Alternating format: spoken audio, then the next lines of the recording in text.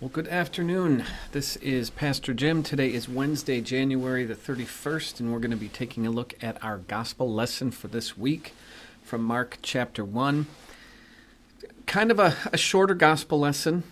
At the outset, it might not seem that like there's a lot of deep theological material here, but as we know with God's Word, we don't have to dig too deep to find that God is communicating something to us through His Word.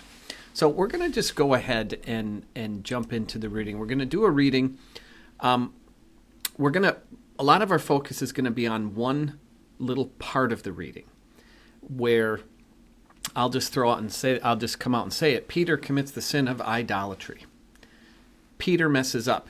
It's not readily apparent, frankly, but what we see here is Peter not only doing what Peter does, but what we are sometimes prone to do when we presume to speak for God, or we presume to know what's better than what God has put forth. So that I'm just going to kind of throw that out there. So let's jump into the reading. And immediately he, Jesus, left the synagogue and entered the house of Simon and Andrew with James and John. Now Simon's mother-in-law lay ill with a fever, and immediately they told him about her. And he came and took her by the hand and lifted her up, and the fever left her, and she began to serve them. That evening at sundown they brought to him all who were sick or oppressed by demons, and the whole city was gathered together at the door. And he healed many who were sick with various diseases, and cast out many demons, and he would not permit the demons to speak, because they knew him. And rising very early in the morning, while it was still dark, he departed and went out to a desolate place, and there he prayed. And Simon and those who were with him searched for him. And they found him and said to him, "Everyone is looking for you." And he said to them, "Let us go on to the next towns, that I may preach there also, for that is why I came out." And he went throughout all Galilee, preaching in their synagogues and casting out demons.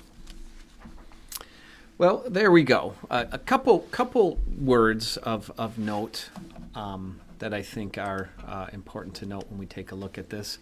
One is just another mention of synagogue. I know we talked about this a lot last week in the history of the synagogue, but synagogue's the first sort of historical indication we have of synagogues being present. It's around the 3rd or 4th century BC in what we call the intertestamental period. And we know synagogues were essentially buildings where people studied the law, they studied the Torah and the Ten Commandments, they worshiped God, and it was also sort of a community center and sometimes a hotel for people traveling. And so that's synagogues. And so Jesus preaching in the synagogue and visiting synagogues would be something rabbis did. And secondly, you'll notice in the reading that Peter's mother-in-law is healed. And now this sometimes comes as a surprise to people that Peter had a wife. He had to if he had a mother-in-law, right? And we don't know much about Peter's wife. Eusebius of Caesarea, in his History of the Church, he quotes Clement of Alexandria, who claimed Peter's wife was executed for her faith by the Roman authorities. And others suggest perhaps that Peter was a widower when he met Jesus. I made a little joke at Bible study. I'll just throw it out here. I don't know if it's funny or not, but it makes sense that Peter had a wife because he was so good at denying things. I'll just let that percolate in your mind a little bit. And so we continue. Now Simon's mother-in-law lay ill with a fever, and immediately they told him about her. And he, Jesus, came and took her by the hand and lifted her up, and the fever left her, and she began to serve them. And I threw out that word, diakoneo is the Greek word for serve. Diakoneo. It's where we get the word deacon or deaconess. Now some have posited that this is actually demeaning to Peter's mother-in-law. The very fact that the moment that she becomes well, she just begins to serve. Demeaning in a sense towards women or what. But know this. She is doing what all of us Christians are called to do, and that is knowing that Christ has healed us, we serve others.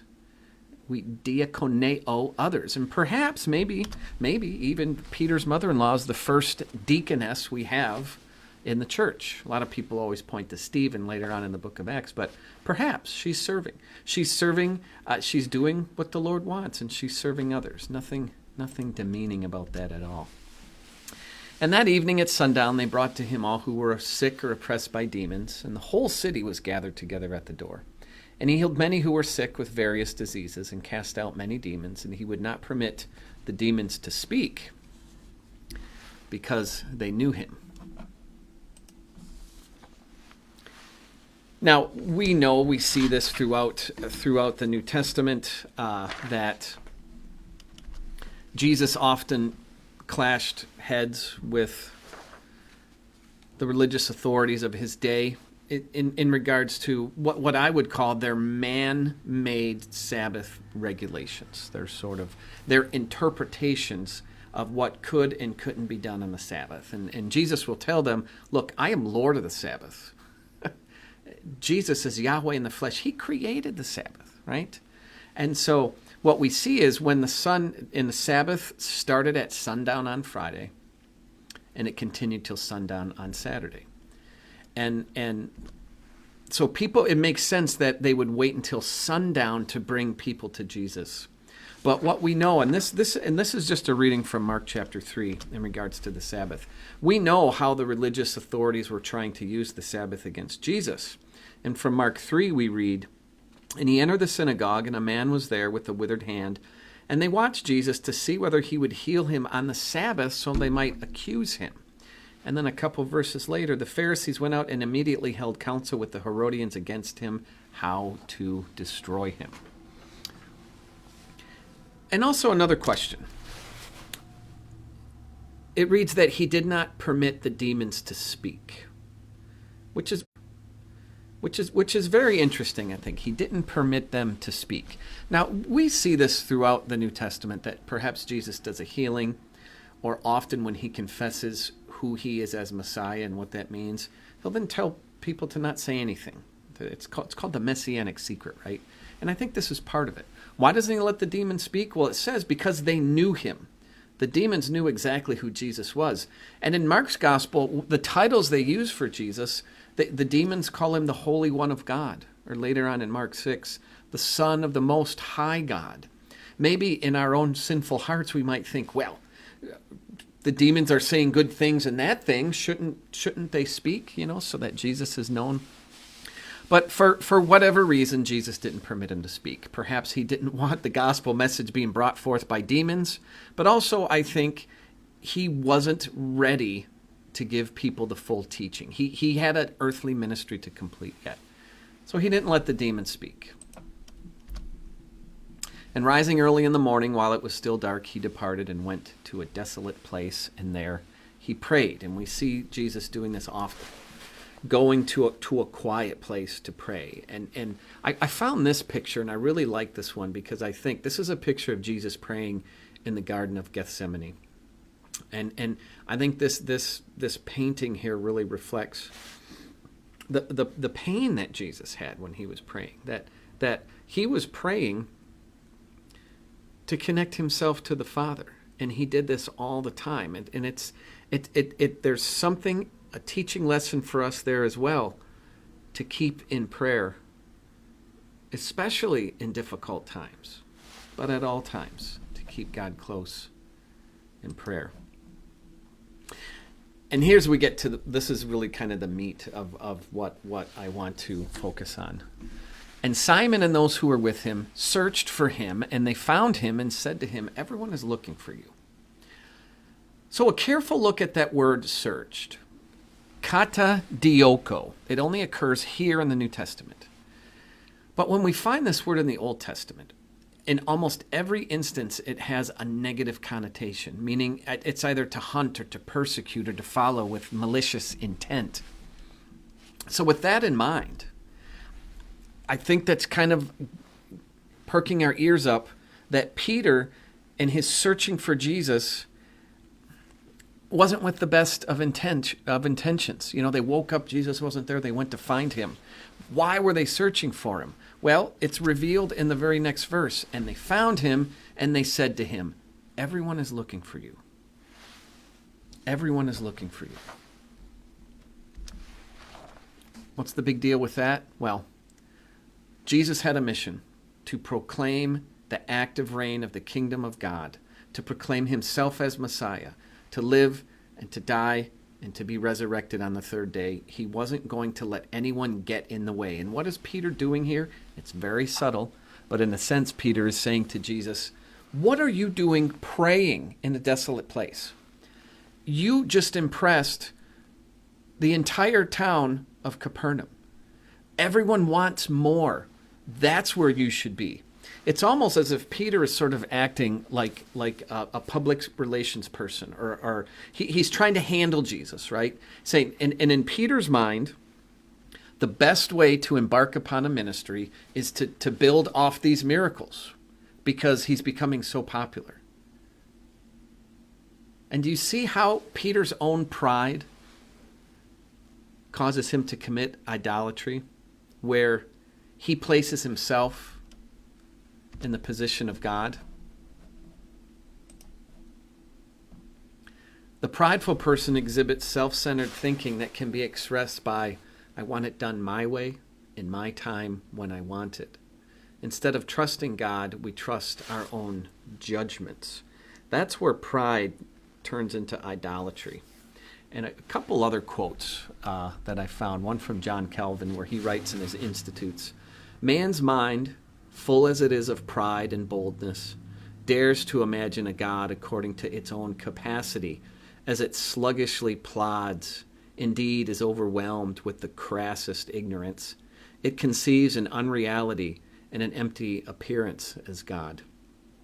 And Luther addresses this in the Heidelberg Catechism when he says, having or inventing something in which to put our trust in is an idol, instead of or in addition to the only true God who has revealed himself in his word. So in a sense, and we've got to be careful here, while we're pointing our finger at Peter, we need to make sure we're allowing the law of God work on our heart, because we're all prone to this. We're all prone to this, of recreating God in our own image, turning him into a cosmic Santa Claus, if you will. Who knows if we've been bad or good, so we don't have to do anything, and in the end, we all get presents, right? All of these things, all of this pride and this arrogance. And for Peter, and it's not the first time he does it, and it's not the last. What are you doing, Jesus? You need to be out with the crowds, working the crowd, building up your public image instead of being alone away from everyone praying. Later, we know, Jesus is going to confess to them, he's going to reveal to them precisely who he is, that he is the Messiah, he is the Son of God, and the Messiah must suffer and die and on the third day be raised. And then Peter rebukes him and again says, no.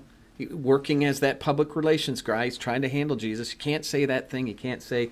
And if you remember Jesus' response to him then, get behind me, Satan. Get behind me, adversary. Don't presume to know what God knows. And then Jesus said to them, let us go on to the next town that I may preach there also. For that is why I came out. And he went throughout all Galilee, preaching in their synagogues and casting out demons. Very clear here. Jesus is setting the stage for what he's going to do in his ministry, and he's not going to permit anyone to get in the way, even those closest to him, even his very own disciples, who will over and over again try and tell Jesus how he should be Jesus. And the warning here, I think, for all of us is to search your own heart for those times when we try to recreate God in our own image to suit our needs. Well, there it is, Mark 1. I'll be preaching on that this evening as well as Sunday, and I thank you certainly for your time. And in Michigan, it's a snowy and gray. Every now and then the sun pokes out, but we're being told the sun's coming out next week, so that's something to look forward to. The Lord bless you and keep you. The Lord make his face shine upon you and be gracious unto you. The Lord look upon you with favor and give you peace. Receive the Lord's blessing. Be a blessing to others. Love you guys and hope to see you soon. God bless.